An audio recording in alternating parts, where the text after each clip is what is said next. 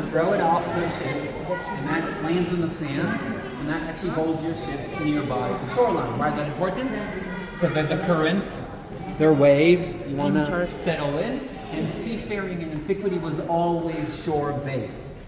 They did not cross mid-sea. The moment they can't see the shoreline, they got terrified for very good reasons, because they lost whatever option for navigation. So most of seafaring in antiquity into the Byzantine period will almost always rely upon the shoreline. But the Philistines came from Crete or Italy or Sicily or wherever. Almost always. Like they definitely didn't see the sea. They definitely went through mid-sea Yeah. and threatened, or let's say, threatening their own lives in some way by doing that. Yes. I said the majority is following the shoreline. And that's very common. One of the most interesting things discovered in these locations is actually the shipwrecks. Jar with figs, carbonized. Yes, this is figs. Figs into material, raw material, Wow. made Het is tools. op 10. Wauw, op 10, op 10. Je zegt wat.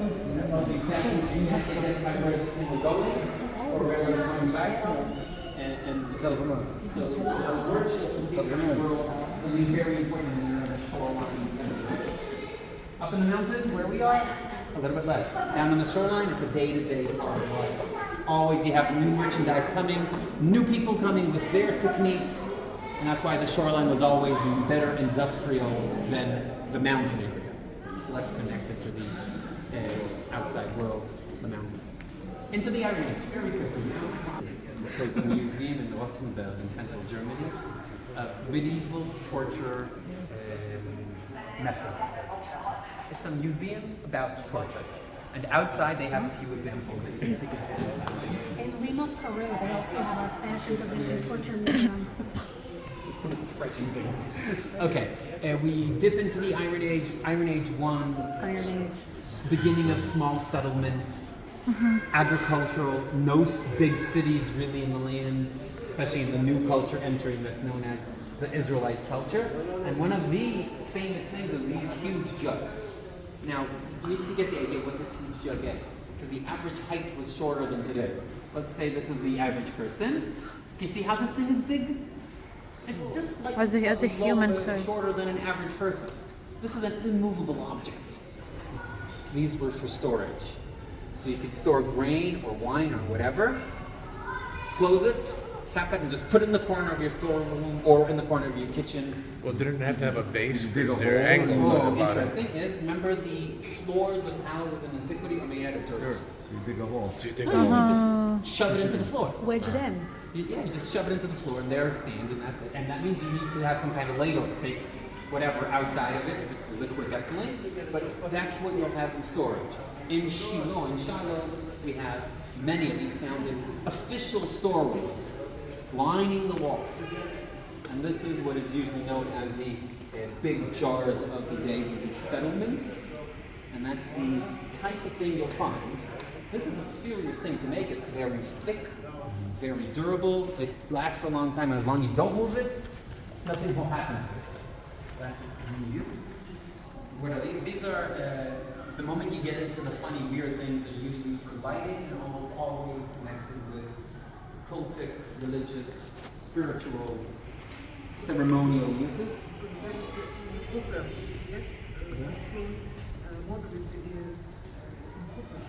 Yes, there's something very similar to this. I don't remember where this came from. You can look at the label. But you can see all these objects tell us of something cultic, something religious. This thing is a little statue of a bull discovered in a site that was actually identified as an ancient temple. Again, it's talking about the same animal life, the same cultures that always touch each other. Something very new, or quite new, is this cute thing. Discovered in Havel Bet Ma'acha near Metzulah, northern tip of the land of Israel, from the 9th century BCE. And it is a little head of apparently some royal person.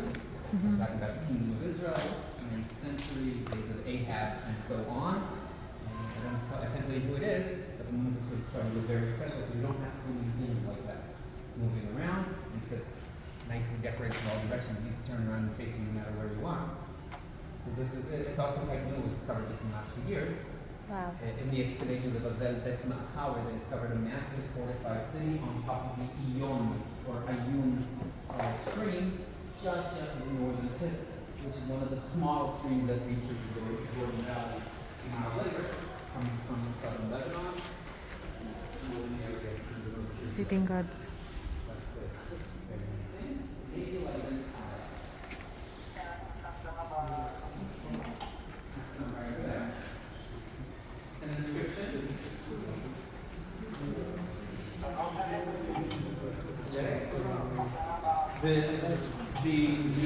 Okay, so this is a good clue.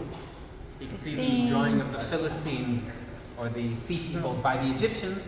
This is from Ekron, Tel Mikneh, near, not too far from Kiryat Malachi today. And there they found an inscription, one of the very, very unique places in the land, that in the excavations of the site they found an inscription mentioning the site, mentioning the name of the city. Here we have Padi, the son of Achish, the Sal, the minister, the governor of Ekron. Doesn't say king. Interesting. Apparently kings weren't exactly how they lived, but mentioning Ekron in the site, of course, eased on identifying that Tel Mikneh really is ancient Philistine city of Ekron. But the writing, even though hard to identify, these are the ancient Hebrew letters used throughout this land by the Phoenicians, by the Moabites, by the Israelites, by everyone, what we call ancient Hebrew. So this is the same letters, which means all the cultures here use the same letter system for different languages. Are the languages similar? Yes, they are. Identical? No. But similar enough that means when I read a Moabite inscription, I can understand 80-90% of it. Like if we read a Phoenician inscription, I can understand easily 90% of it. There are a few words they don't know what to do with. But that is what they used, and that means they adopted a local custom, but kept many times their names, their culture, and so on. And here there's the goddess of Ekron, Pitgaya, as she's mentioned, that no one really knows who she is. Isn't Achish the name? Achish is the name of the king of Gad, in the days of David. Yes. Achish. When you say that's what the name itself is, the pharaoh was telling you? Tel Mikneh, a few miles northeast of Kiryat Malachi today. But I thought the name itself was like identical to like the idea of fire. Okay, so one of the options that name is one of the names هذا أيونيك. Bravo, Ionic capital.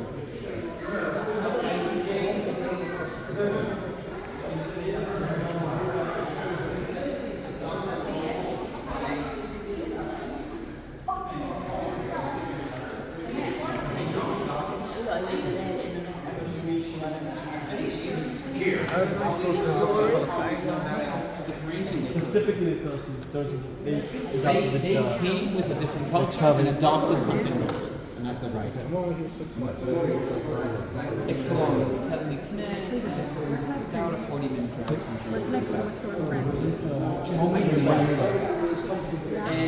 these capitals, these decorations, the big one in the middle is from the city of David. The ones on the right and left are from Ramat Rachel, the southern tip of modern Jerusalem, of a big palace that had this decoration. Same decoration, but slightly different are these two, and these are from Chasor. Which means we can actually see that the basic design is identical. The specific location has its own way of doing things. So that's the capital of the fancy palaces and majestic administrative buildings from the first period. We call them the Proto-Ionic.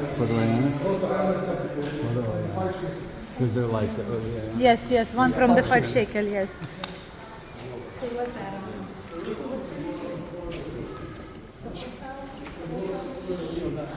What is in front of us?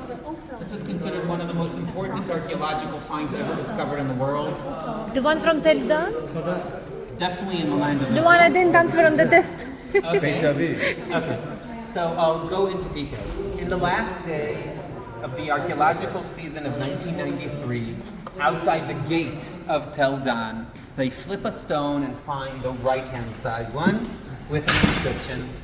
They very quickly manage to read the inscription and find out that this thing is the most important thing they ever discovered in the excavations of the late Avraham Biran. Especially what happens 1, 2, 3, 4, 5 rows from the bottom. It's slightly colored in white to make it easier to identify.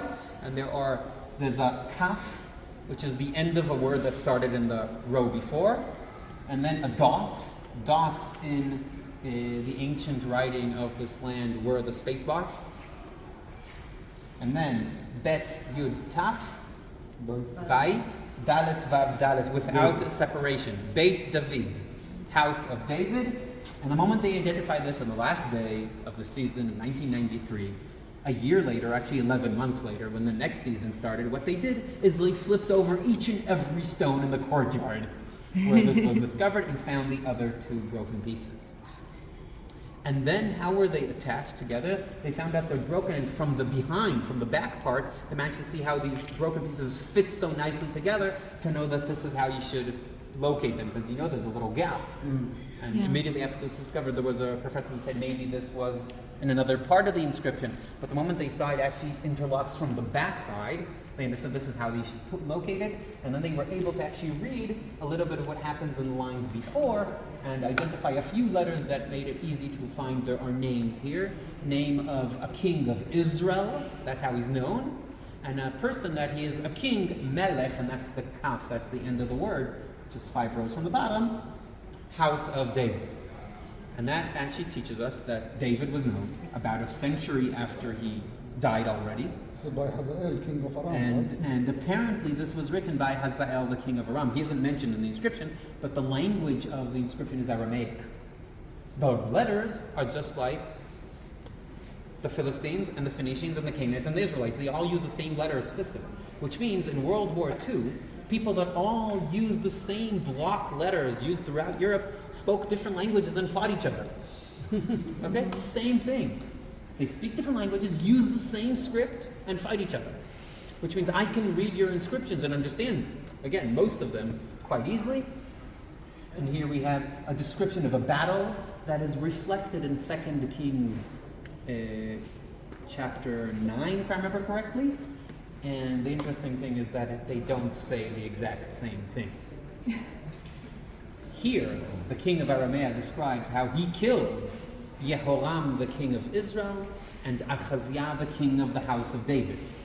2 Kings 9, we are told that Yehu started a revolt against Yehoram, the king of Israel, and killed him, wounded Achaziah, the king of Judah, house of David, and he died. So wait a minute. There are 2 different people in the world that claim that they killed these 2 people. Which means, one option is, these are 2 different stories of the same option, and they're just telling me, each and every one, I did it. Even if they didn't, and then I don't know who did it. The other option, which is a little bit more complicated, is claiming that Yehud started his revolt against Yehoram, the king of Israel, in the middle of a war between Israel and Aramea. He was a commander of the army. He's fighting Aramea. He suddenly flips over. With his army, he charges towards the capital and kills the king. Now, how can you do that in the middle of a war if you don't have an agreement with the enemy not to chase you and kill you? And therefore, many researchers actually offer that when we synthesize these 2 sources together, what we get is that Yehu had a pact with Aramea against the house of Ahab, Yehoram, the king of Israel, and actually had his backing, and therefore both of them can claim they did it. It just depends on the politics of the ancient world, who is behind this. From the Tanakh, aren't both of them supposedly anointed or appointed, I guess, through by Elisha. Through Elijah, through Elisha, and Right. I think ultimately Yonah, according to the Medrash. But Yes, definitely. And I'll just say that definitely a few chapters earlier, we are told that Elisha is sent to crown Hazael as the king of Aramea and Yehu as the king of Israel. So there is, again, in the way the Tanakh describes it, when you go another step backwards, it's all funneled and controlled, but each and every one, of course, claims I'm the one that did it. So that's why this inscription is so important, and unfortunately they found no more pieces of it, because we're missing so much information here.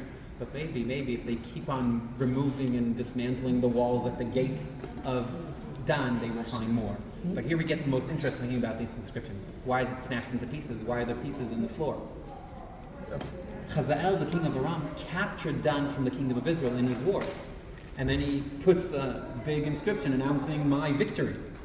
But later on, the kingdom of Israel recaptured Dan from his hands. They withdraw back to Syria. What do the Israelites do when they see this inscription? They smash it to pieces and put it as just blocks of stone on the floor of the gatehouse. What's the floor of the gatehouse? It's the main market of the city. So we stampede on you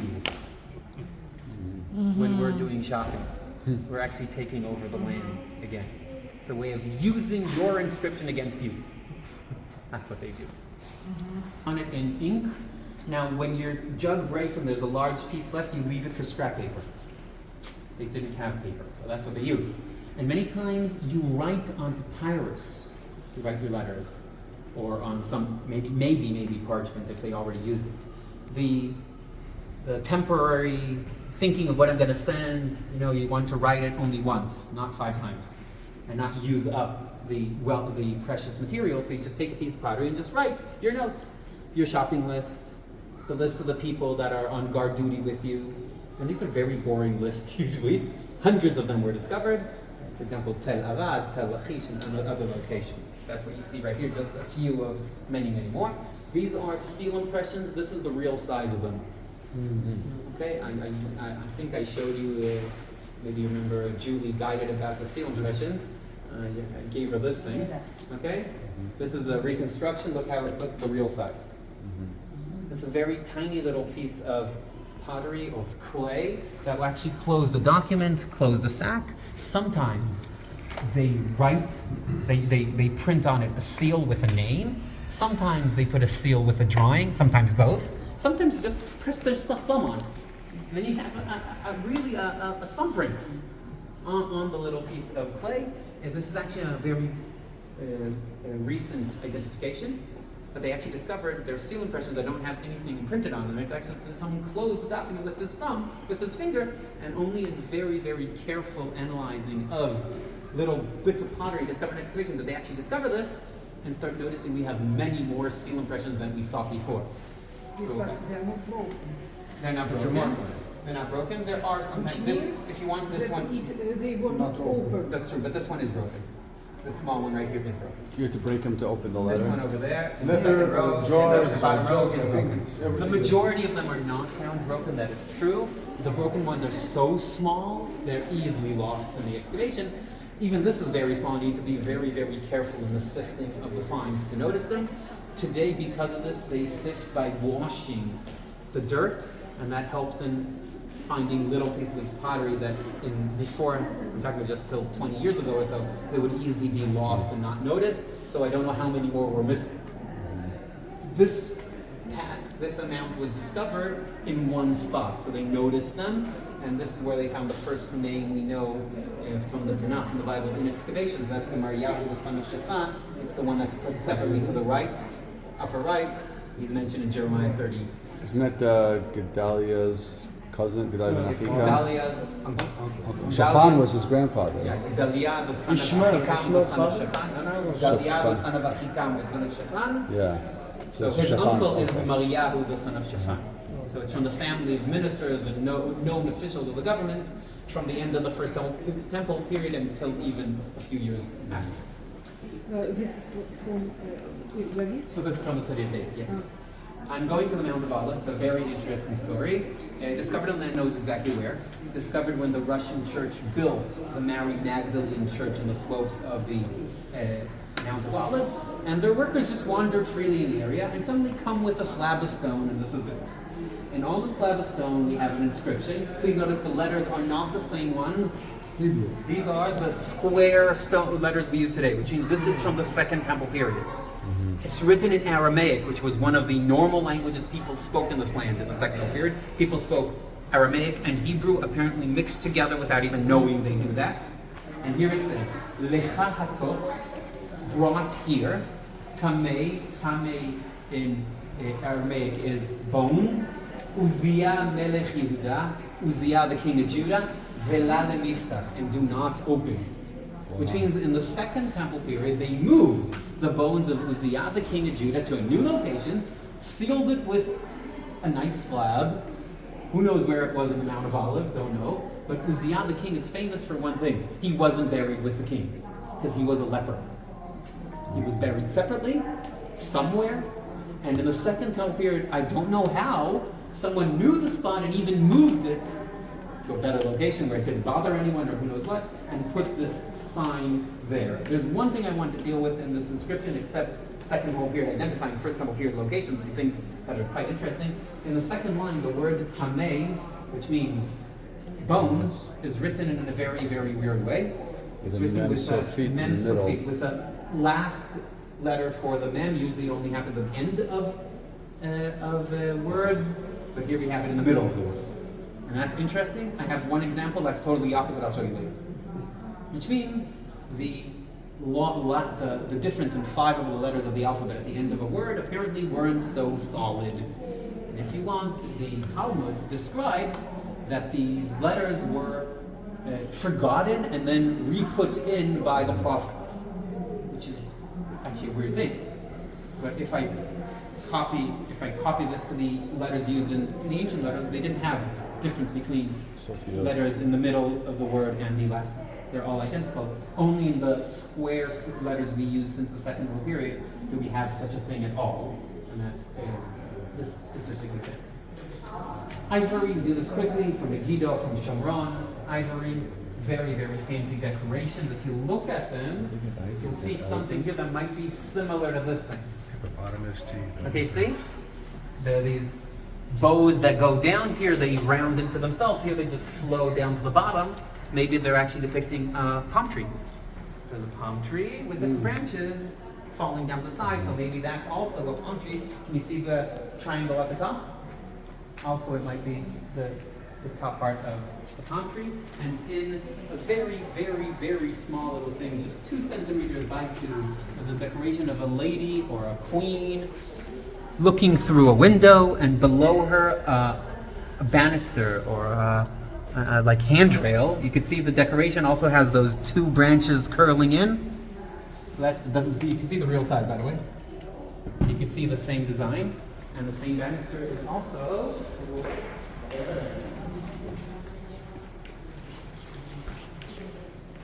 discovered in just 2 sites that I know of, mainly in Jerusalem district, but the same exact. So it's from Megiddo, from Shomron, from Yerushalayim. It's all the same artistic culture, which of course strengthens the Balustrada. I think it's not the stone, it's ivory. An outer courtyard, an inner room, and a far inner room, just like the description of the tabernacle and the temple for the period. In the inner room, there are 2 standing stones. You can see one of them. The other one is found falling on the floor. And 2 small altars that were also found fallen on the floor. And on these altars, lately, a few years ago, someone checked and found there are organic remains that remained on it. Wow. You can even see there's a little bit there.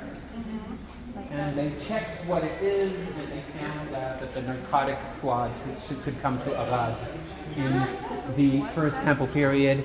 Yes, this is cannabis. In the In the temple. In the temple, yes. temple Yes, of- it's clear white there. Could be. Could be. So again, we'll be there, but this is a temple. The interesting about it, as I said, things were found Oh, yes. toppled down on the floor. Which means someone closed the site and then covered it up with dirt, concealing it, and built a house above it. Totally concealed. So this is something very interesting about the end of the first temple period. Again, we'll get there later on. This is using a little bit of original, a little bit of copies. Gives the impression. In the site there are copies of priests. I mentioned the figurines, the gods and goddesses. Israelite goddesses are always female, or almost always female, with also many incense altars made out of stone, made out of pottery. Very, very common.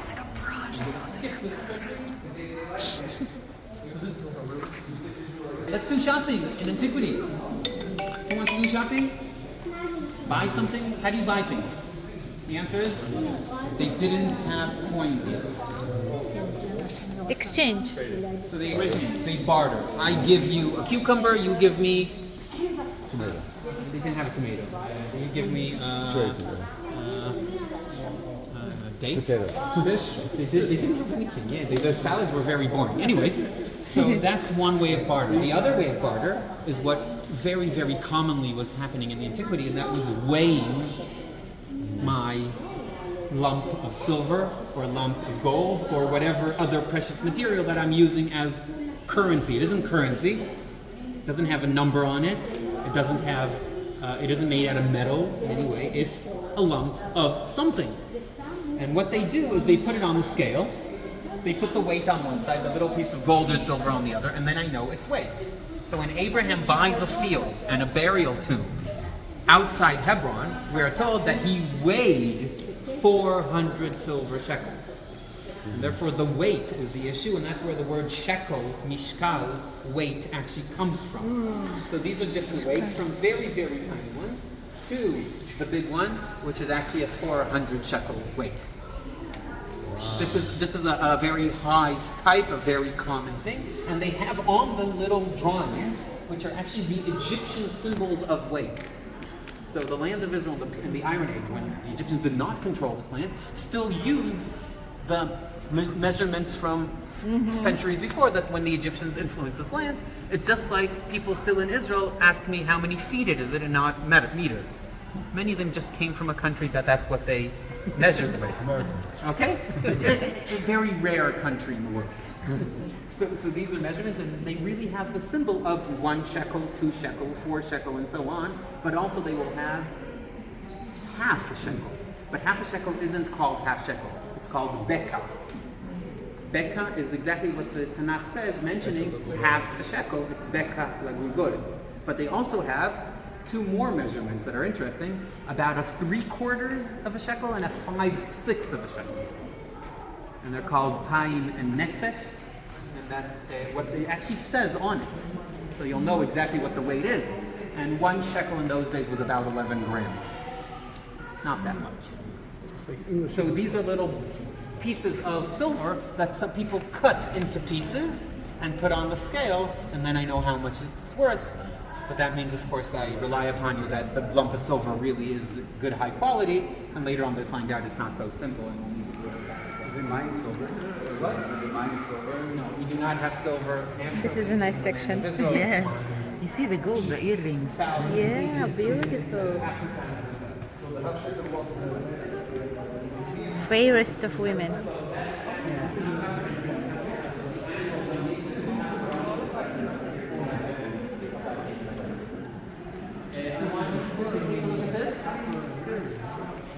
These are a few copies out of more than 25 meters in total of a relief of the conquest of Lachish by Sennacherib, the king of Assyria. This was in his throne room.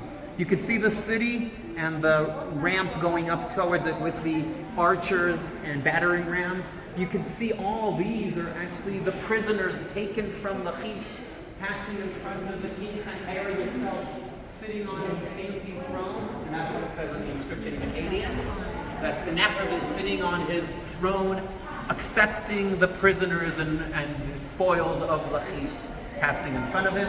Look at the people. There are interesting things here. See, the prisoners are bearded, and their beard isn't an Assyrian beard. They also torture the prisoners many times. You can see the prisoners are bowing in front of the king. You can see the women, how they're drawn. Interestingly enough, in the Assyrian reliefs, the Judahite, the Jewish prisoners, the women all have a head covering. You can't see their hair. Unlike the men that you can see their hair, look at the women, they're all covered. So this is a very rare example of what the people look like. The normal people, not the kings, not the important, wealthy, the people themselves.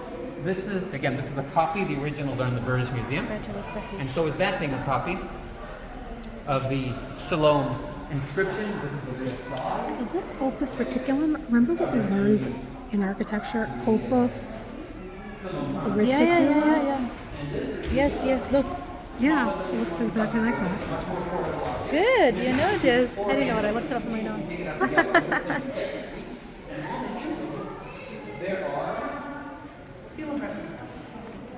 With the administration of the kingdom of Judah from the days of Hezekiah, specifically what you see right here. Here it says Lamelech to the king, Lamelech. Hebron, city of Hebron, which is one of the main taxation centers of the kingdom of his days. And this jug is manufactured by the kingdom. Each and every farmer receives the jug, so he fills them up with his produce as taxes. I decide how much you pay. If you make the jug, I promise you, you'll make it much, much, much thicker, so the inner volume will be smaller and you'll pay less taxes. I say this is official, and then I know what I get back. So about 2,000 of these jugs and hand handles were discovered throughout the land of Judea. The moment you take the map of where this is, you know where Hezekiah actually controlled and where he did not, except 8 of them that were discovered near the Carmel, and no one knows how they got there. All the rest are really nicely organized within the area of the land of Judah, except exactly 8 discovered near Yokneam. Who knows why? No one knows why, but the only exception. Someone took 2 of these jugs away. Who knows? Okay. This is also the heat from the Assyrian conquest. Portions of arrowheads, little rocks that were thrown or with a slingshot, and a spearhead of the Assyrian army, and the prison of Sennacherib, one of, there are many of them, of his official history. So now you see the size of these, they're very small.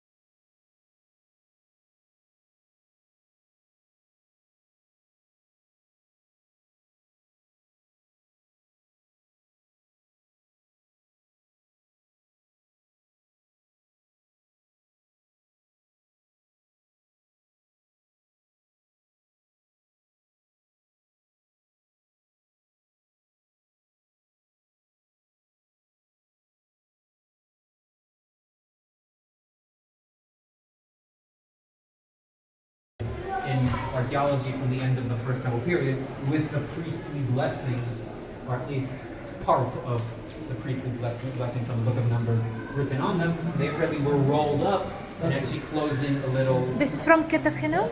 Yes, rolled up and closed in a necklace. Actually, someone wore it as an amulet or something protecting him in those days. So that's, again, a very important archaeological find with biblical verses.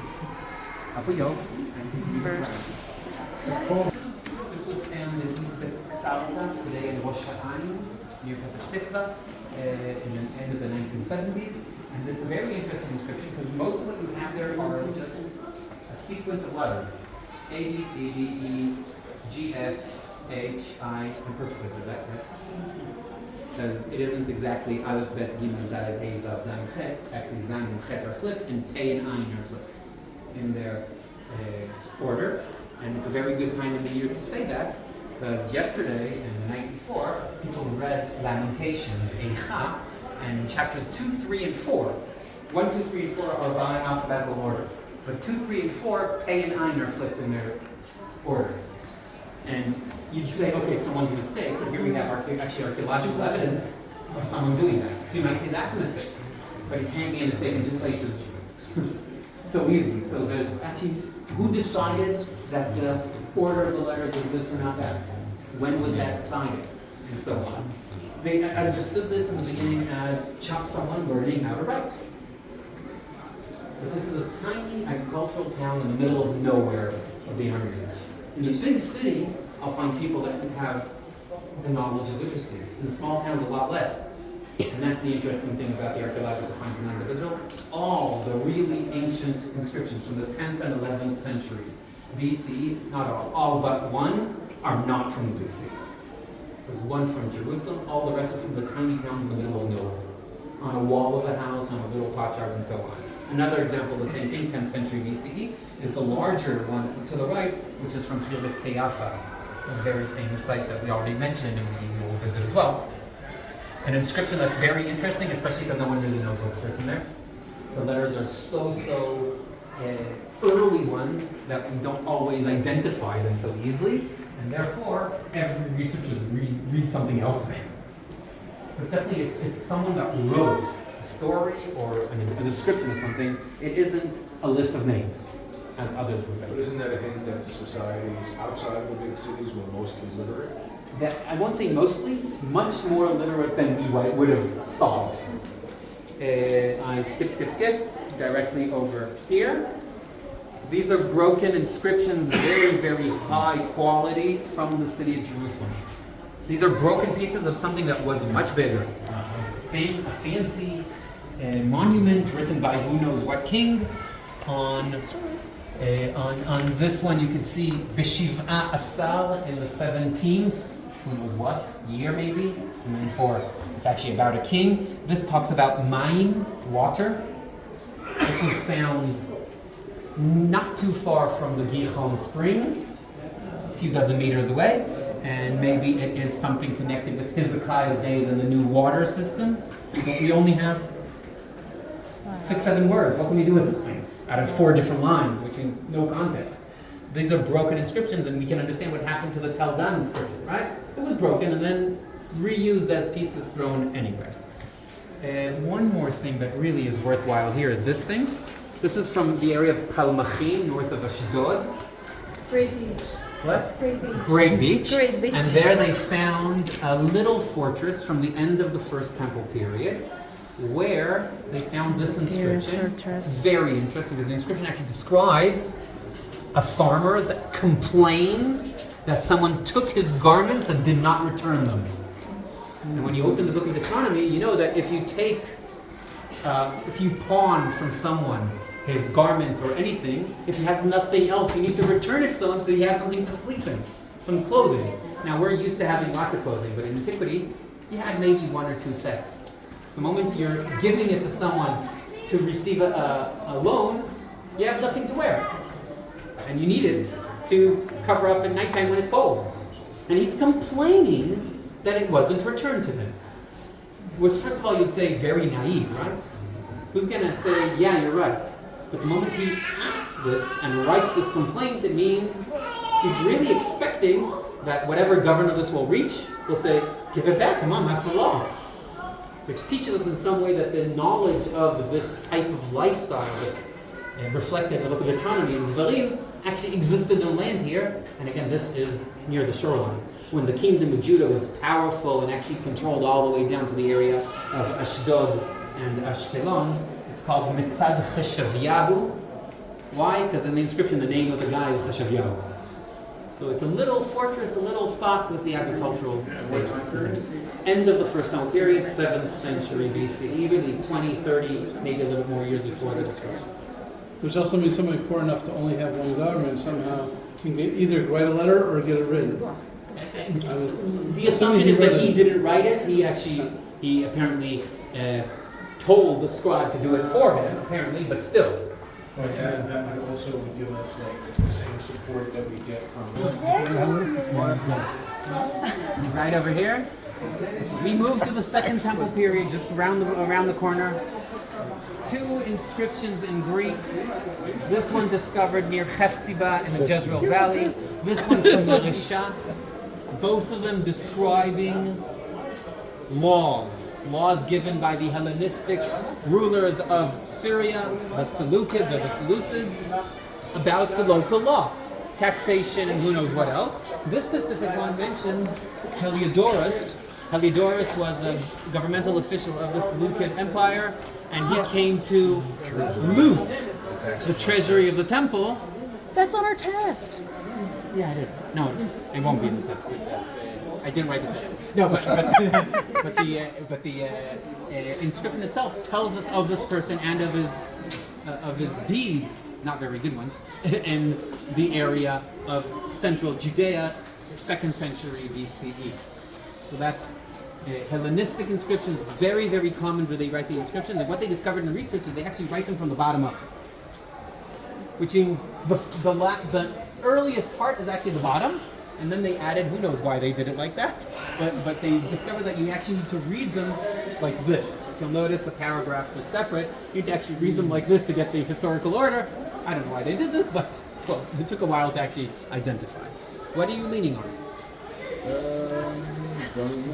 This is an anchor, a wooden anchor, fossilized into salt. This is from the Dead Sea, from the En Gedi area. This is a wooden anchor that actually survived because of the minerals of the Dead Sea. And this is taking us to the days of the Hasmonean period, roughly, when we actually have quite a lot of evidence of seafaring in the Dead Sea, including a dock that was built along the Dead Sea where the boats could actually go up ashore and you can get off in the northern part of the Dead Sea. So that's right here. And these are very important, and they might ring a bell. This is the top of the conical-shaped mausoleum or burial of Herod. You can see the design. This is from Herodium. What is today there is a copy. These are originals. This is one of the decorations that stood in the corners of that mausoleum, and this is Herodium, identified yes. as Herod's sarcophagus. This thing. Yehuda Netzer. This is the symbol? This is it. You can see it was smashed into so many hundreds of little pieces, and they actually identified all the reddish limestone to be one of them, and a big amount of two others that are white limestone. So this is from Herodium, and this is trying to find the full size of what it was. Sarcophagus is quite large. Wow. This is it. Flipping to the other side, you see one of the paintings from the VIP room in Herodium, and the more interesting thing is the color, the little palettes with the colors that were used that are also discovered in the excavation. Oh, that's the battle This scene. is the Battle of Actium that was in the VIP room on the 2nd floor. This is from the 1st floor. This is from the 2nd floor. I'm going to skip this quickly. All of the Roman Herodian period, almost all of these are the same thing historically in time. And what we have here are a few examples of how things work. One is this. An ossuary, a little box for secondary burial. You can see they just bought a box. All it has is a frame. That's all it has. What did the family do? Write on it. They let the second grader in the family do this. Write on it the name. He also wrote it on the slide right here in even larger, messy letters, but it seems the same. It says Simon Boneh Heichala. Simon Shimon that built the temple. A worker that worked, thousands of workers that worked in the Temple Mount construction, and that's what he asked to have written on his burial. That's it. His name and what he did. Which means when you look at the ossuaries over there, you can see you can buy all sorts of types, and on them the family or someone representing the family would add the name for a little bit of information. Sometimes not very, very fancy, nice way, but enough for what they need. On the street itself, the main marketplace street in Jerusalem, they found this little cylindrical stone. On it, there are 4 letters. Kof, Reish, Bet, Nun, Korban. The Nun is a regular one, not a last letter. You can see it right here. And a drawing of 2 pigeons. Apparently this was the receipt for buying a 2-pigeon sacrifice, which was a very, very common. It was a very common one also for giving birth and also for a very simple sacrifice. This was the poor type of sacrifice that anyone that couldn't really afford something more fancy would actually go towards, and that's right here. In the Jewish quarter, in the area of the Broad Wall, in the northern part of the Jewish quarter, some 15 meters apart from each other, they found 2 pieces of plaster. The moment they were brought together, they discovered the 2 pieces of the same plaster decoration wall, and that's what you can see here in the back with a reconstruction of all the rest, a drawing of a menorah, candelabra, and little pieces of apparently the table and the incense altar from the temple, which means someone saw the inside of the temple and even made a drawing of it on the wall of his house. What does that teach us about the person? That he thought this was Theodotus, Theodotus, also in the tomb of David. that he was an archisynagogos. He was the head of a synagogue, and in the inscription they describe what the synagogue is used for. What is it used for? Gathering to praying together. Gathering. It was for reading the Torah and teaching the commandments. It is not mentioned at all in the inscription, prayer. What does that mean? Did they pray? Did they not pray? Did they have a text to pray? Did they not? I don't know. There are a few options. But in the Second Temple period, synagogues existed. These were community centers for gatherings, for teachings, and I'm sure also for non-religious gatherings, not only to teach the Torah, but also take advantage for communal decisions as well.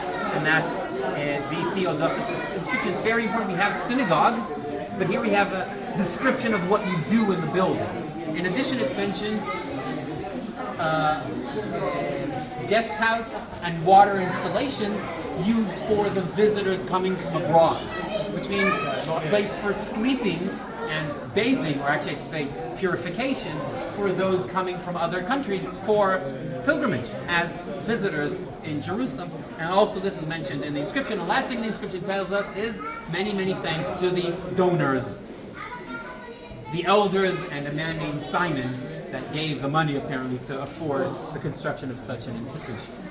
So this is a very important inscription. Even though we don't have the synagogue itself, we have the description of what takes place in it. Yes. Is that the same place where he mentioned David HaMelech? The tombs of the Davidic dynasty. Yeah. Yes. That it could be there? It was Yes, discovered a few meters away. The tunnels. Because they Caves. have sacrificial. Okay. The question is, do they pray or not in the synagogue? Maybe not, because there are sacrifices. But we do have evidence in the Second Temple here that people prayed. What did they pray? They don't tell us. Did they have a text that they said 3 times a day? Or did they say just whatever they wanted? Whenever I say whatever I wanted, I don't have a communal prayer, because I'm saying something different than you are, and then we're not together. If there's a text, we can gather together and do that. So that's a question of, did the text already exist? And to what extent? If it existed, what did and what did not? I can easily tell you there are portions in our daily prayers today that did not exist before the Talmud. Before the Talmud, before the 5th century Common Era, because that's where they're first written, and even explain that that's how we do it. And when you say that's how we do it, it means that yesterday we didn't do it. Little objects taking me to the Judean desert, to Masada, to the caves, and there actually many things are discovered, including things from Masada. Sorry to say, a braid, yes, someone's hair. Sandals, Sandals. a lice comb, and this is armor. These are the little flakes of the armor that are all sewn together. A very flexible type of armor, not the best protection, but a very flexible. This is the Roman. And we have coins. These are silver coins. All 3 of them are 14-gram silver coins that are called Shekel Yisrael, Israeli shekel. I mentioned before that shekel was 11 grams, and the Second Temple period is 14 grams. They actually connected it to the international standards of the Greek and Roman world. Got 1 shekel, or di drachme, 2 drachms, are shekel, and is 14 grams. On it we have the dates: 2nd year, 3rd year, and 5th year. 3rd, 4th, and 5th years of the Jewish revolt, when we actually have 5th year as the last one, and that's the one enlarged right here with the 5th year. Specifically, this one was discovered at Masada, and as much as I know, there are only 5 5th-year coins ever known. It's the last month of Jerusalem before the destruction by the Romans. And then what do the Romans do? Destroy the city. And they do this. And this was discovered in the Davidson Center, not far from the Robinson's Arch. And here we have an inscription in Latin, because you all know Latin, we're going to read it together. Imp, short for Imperatori, which means dedicated to the emperor. Caesar, a Caesar, and his name is Vespasian Augustus, which means the holy or the divine, and then we have INP again, which means we're going to the next emperor, the next Caesar, and his name is Caesar. You see the end of Sal, Ves. See this, right? Wait a minute, it's the same person.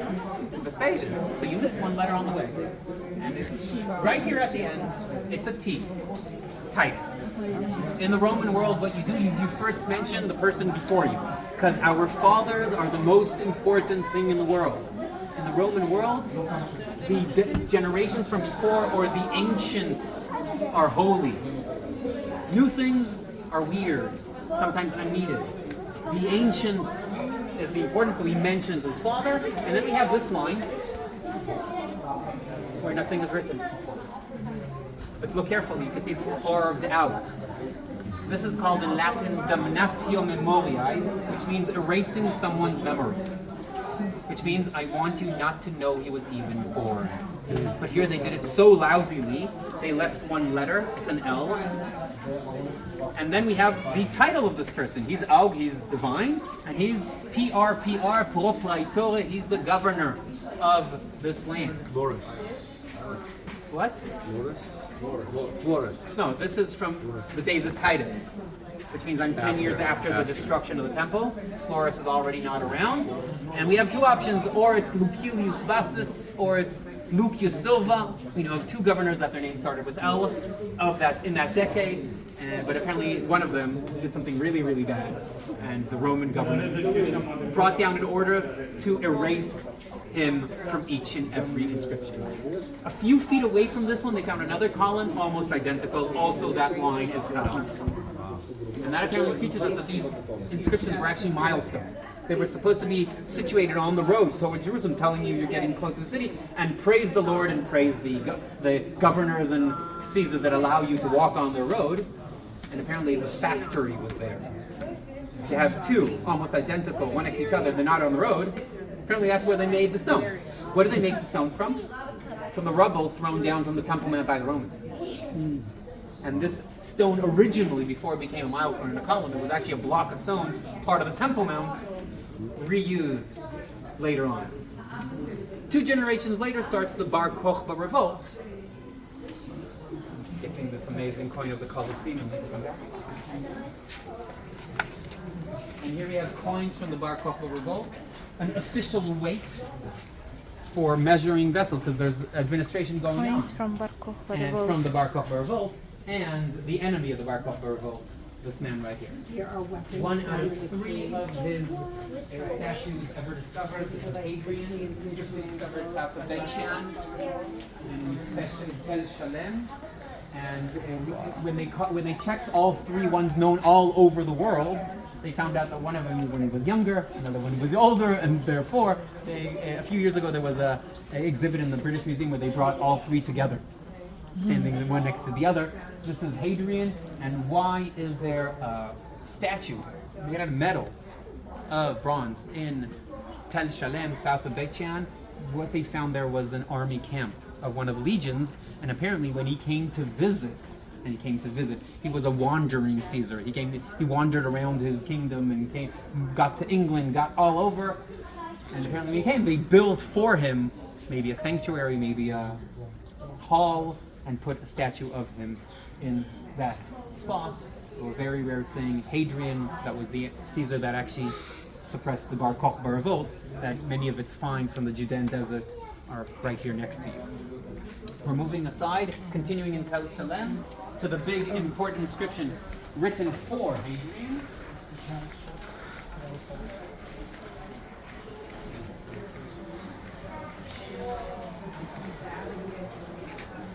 Again, remember the Romans mentioned their forefather or the generation before, Imperatori, Caesari. You can see there's a lot of reconstruction here. But because they have formulas of writing, the moment you have 3 letters, you get the whole idea what's going on. Imperatori, Caesari, Trajan, which was actually the adopting father of Hadrian. He's the one that was before him. And then we have Divi, again, divine, and Ayano, which is Hadriano, Hadrian. And then we are told that what are his titles. You can see how the letters are downsizing as we go down. And then we have kos, which is actually short for consul. He was consul on the third time, and then you can actually date when the inscription is written by what his position was in the empire at the time. Pontificus Maximus. Pontificus Maximus is the high priest in the Roman world. Pontificus Maximus. Exactly. The Pope is still called that. It's the high priest in the Roman. Cook, northwest of the Kinneret.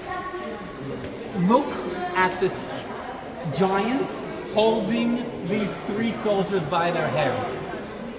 This is apparently Samson, Shimshon. It's a very interesting drawing, and there's an inscription here in Aramaic that we don't have a lot to do with, but you can you see the guy on the horse running away? Yeah. I understand why. If three of his friends were just kicked up by their heads by this giant, you can understand how they depicted the biblical stories in those days, and that's a very, very interesting drawing. Of course, there are two of them already slaughtered. I'm sorry, you can see the blood coming out of their heads, right? Right. This is from the synagogue of Gaza, from the Byzantine period. A very interesting story. When this was discovered, they first discovered the drawing of the person. You can see he has around his head what looks like a globe, which actually is a Byzantine aura. He's holy. So when this was discovered, they were sure this is a church. And then they continued the excavation, got to the word David, and actually discovered that was apparently a synagogue.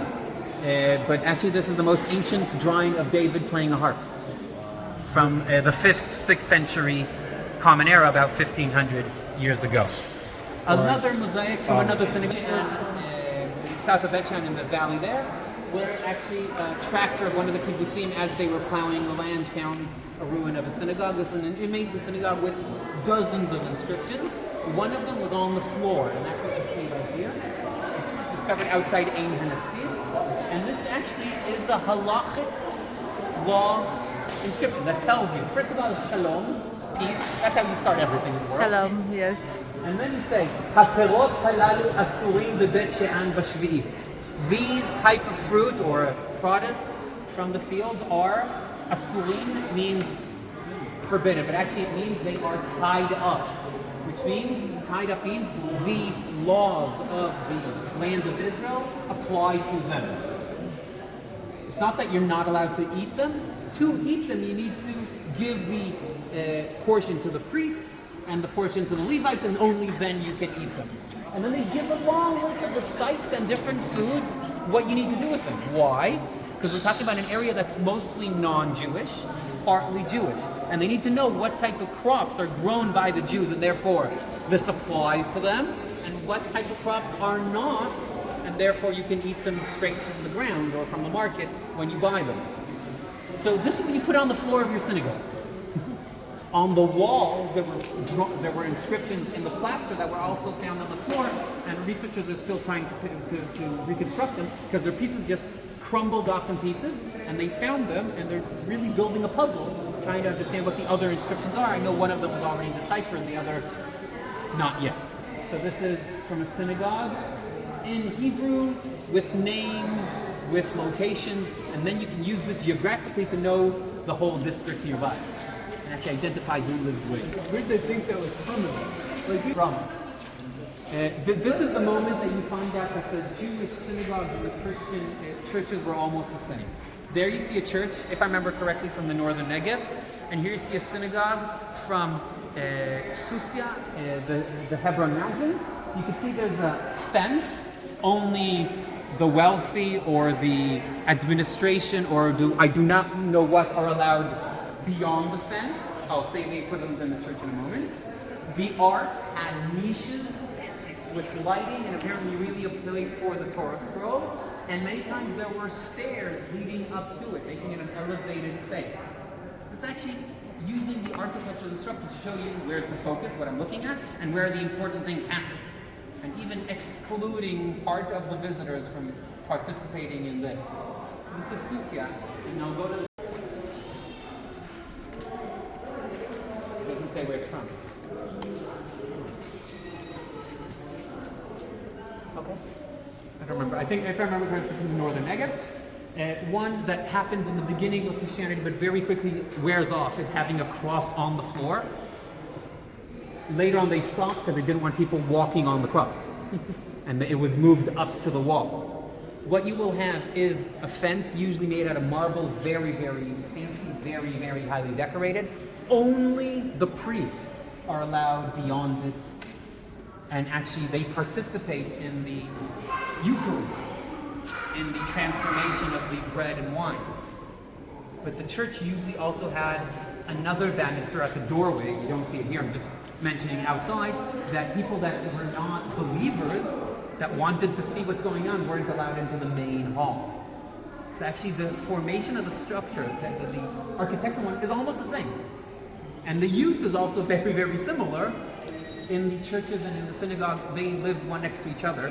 When I checked the area of the Hebron Mountains that Susia is from, you can see that in the historical knowledge from those days, we know that there was a town that was a Jewish town, a town that was a Christian town, and they lived one next to each other. And they just copied the same architectural style from one to the other, adapted it to whatever way you need. We're finishing this with a mosque. In Israel, One of the oldest mosques in Israel. Ramla, this is from the 8th, 9th century. In the floor, they draw an apse, a niche, pointing to the direction of prayer. What you will find in every mosque today on the floor, for every person has a little round niche pointing towards Mecca. On the carpets that people take with them, they'll have the same drawing. It also exists in the wall of the structure, pointing south towards Mecca, but this is one of the really ancient ones in a mosaic floor. Again, from Ramla from the 8th, 9th century, the moment that city became the governmental center of the land in the early Muslim era. Now, because I don't want to hold you anymore, I'll tell you that, as you can see, this place never ends. And you can visit here for many, many hours. And what you can do on your own, of course, is wander freely. This little spot has coins, and I'm just gonna really show you just a few coins that matter. We made it dark so we won't see anything. Okay. What we have here are modern coins. The modern coins are actually copies of ancient coins. Almost all of them have something ancient on them. And I'm going to move quickly. These are the shekels we saw before from the Jewish revolt against the Romans that only get up to year 5. I'm moving backwards. And what we have here is Roman coins in gold, in silver, and bronze. Golden coins are very, very rare in the Second Temple period, become much more common in the next centuries. Apparently gold was so precious that if you walk around with a gold coin, you would be robbed before you would be able to buy something with it.